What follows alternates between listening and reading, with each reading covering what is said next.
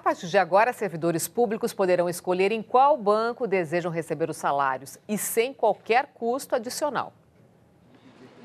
A chamada portabilidade bancária vai estender aos servidores públicos as regras que já valem para os trabalhadores da iniciativa privada desde 2009. Os funcionários da União, estados e municípios poderão escolher em qual banco preferem receber o salário. Eu acho uma boa, porque tem gente que prefere, os outros bancos têm taxas menores. Você vai ter a opção de escolher o banco que você quer trabalhar, né? Nada muda para os governos e empresas públicas, que continuarão a depositar os salários nas contas atuais.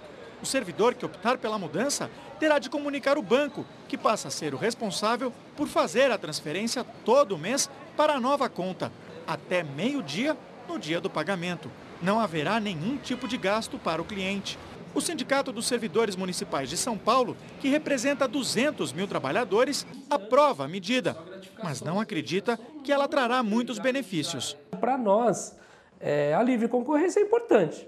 Agora, o nosso problema sempre volta a estaca zero, que é as condições de salário dos servidores que são muito baixas. O banco mais afetado pela mudança será o Banco do Brasil, que atende cerca de 60% de todos os servidores públicos do país.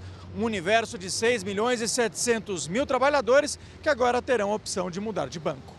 O Banco do Brasil diz que não vai alterar os pacotes de serviços, nem as tarifas atuais para se tornar mais atraente para os servidores, mas garante que tem uma estratégia para evitar a perda de clientes. Vai desde um pacote de serviços, onde, dependendo do nível de relacionamento, ele pode ter isenção total, cartão de crédito com programa de fidelidade específico para o servidor público, até linhas de créditos e de investimentos, onde ele tem remuneração melhor sobre seus investimentos e taxas mais baratas. Ou seja, nós atuamos de uma forma completa para atender esse cliente.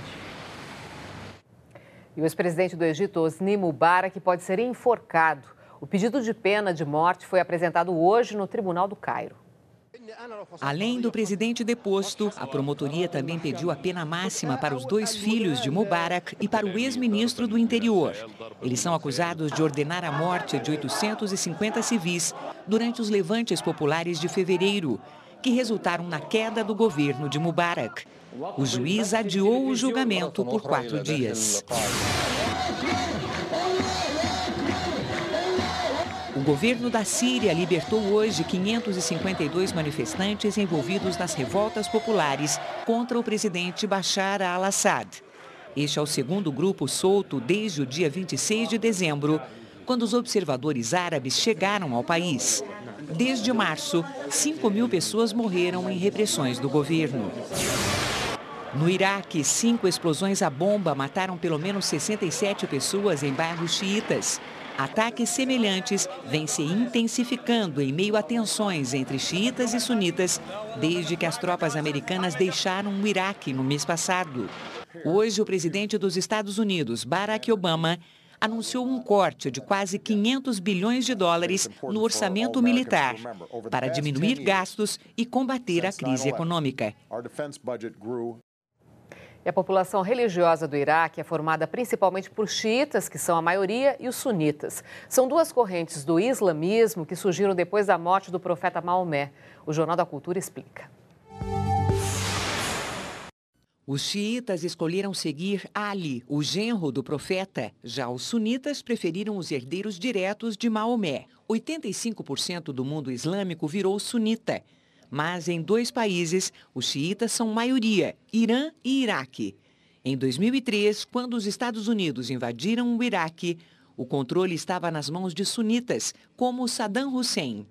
Em 2005, a população foi às urnas eleger o primeiro parlamento permanente, com a presença de todas as facções. Eles indicaram um conselho formado por um primeiro-ministro, um presidente e 2 vice-presidentes. A saída das tropas americanas do país no mês passado despertou uma nova disputa de poder entre sunitas e xiitas. O primeiro-ministro xiita Nouri al-Maliki ordenou a prisão do vice-presidente sunita, Tariq al-Hashimi, sob acusação de comando de esquadrão de morte. O partido anti-americano protestou e pediu a dissolução do parlamento e novas eleições. Marcela, dá para explicar essa guerra, esse conflito eterno entre xiitas e sunitas, o que cada um representa? E agora com um presidente xiita, o vice-presidente sunita, o primeiro-ministro, quer dizer, uma confusão, quer dizer, nessa coalizão de... Foi bem explicada a diferença entre sunita e xiitas. Mas o que eles representam, na verdade? Eles representam... os interesses deles, o que está por trás? Por que eles brigam tão... É infiltrar, né? Deixar o Estado cada vez mais religioso. Então, o Estado tem que ser um Estado islâmico, o Estado tem que ser carregado de religiosidade, ele não pode ser um Estado laico como o nosso. Então, esses grupos brigam para chegar ao poder e brigam em estar no governo tomando as decisões, porque, chegando lá, eles imprimem o seu colorido religioso, a sua seita religiosa, a sua religião e fazem com que toda a sociedade seja permeada por ela. O problema os Estados Unidos invadiram o Iraque para trazer paz. Não conseguiram, saíram do Iraque para que, então, com a saída dos soldados, o Iraque encontrasse a paz. E agora nós vamos ver que eles estão jogados à sua própria sorte, né? Porque a guerra vai continuar entre eles para tomar o poder, para tomar o governo e deixar o governo mais ortodoxo, ou seja, mais religioso e menos laico possível. E há alguma possibilidade da população, quer dizer, se rebelar e tentar aí as eleições? As eleições podem ser uma saída para esse Pode, mas Estado? Terá esse Estado que tem mais partidos políticos. Hoje os partidos são todos religiosos. Não há liberdade para a organização da população? Não. Hoje, como está lá, não. Teria que haver eleições, uma nova Constituição, uma Constituição que pudesse ter até um colorido religioso, mas não absolutamente religioso, como é o que a gente vê lá. O que nós vamos ver no Iraque nos próximos tempos ainda mais, vai recrudescer ainda mais, porque não só xiitas, sunitas vão brigar, outras tribos, outras etnias, outros fundamentalistas vão aparecer, e quanto mais depauperado, mais em guerra está o país, mais ele fica um centro fácil para a Al-Qaeda e outros grupos terroristas encontrarem ali um lugar bom para ficar. Uma nova intervenção é descartado, quer dizer, é inviável. Não, porque não há nenhum interesse econômico. Hoje, aquele cidadão iraquiano vale muito pouco, assim como o africano do norte, vale muito pouco relativamente a um israelense, a alguém que está mais perto da zona principal de produção de petróleo, né? O investimento ali é muito grande agora. Eu queria fazer só um comentário com relação à questão do Egito e da Síria. Eu ia perguntar sobre a possibilidade do enforcamento. Não só a questão, quer dizer, chama atenção a promotoria requerer judicialmente a aplicação da pena de morte. E isso, eu creio que nos aponta aí aos desafios da institucionalidade democrática. Porque, quer dizer, é muito mais simples você afastar um ditador que criar uma institucionalidade democrática com o Estado de Direito, com respeito às liberdades, aos direitos humanos, combater as teocracias, o que a Maristela dizia, que é esta fusão do Estado e da religião, ou seja, quando há a fusão do sagrado no Estado, em geral, o território das liberdades e dos direitos se faz ameaçado, o que também compromete a razão pública e secular. Então, nós temos estes desafios que a Primavera Árabe está aí apresentando. Com relação a nós, mulheres, também a situação das mulheres é dramática. Né?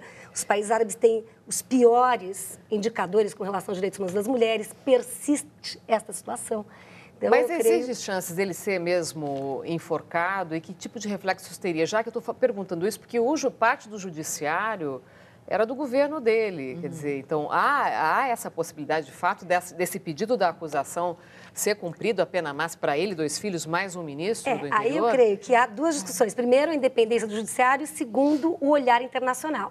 Como foi aí apontado no caso da Síria, nós temos relatores da ONU, há comissões, organizações não governamentais que têm tido negado o acesso, quer dizer, a transparência é mínima.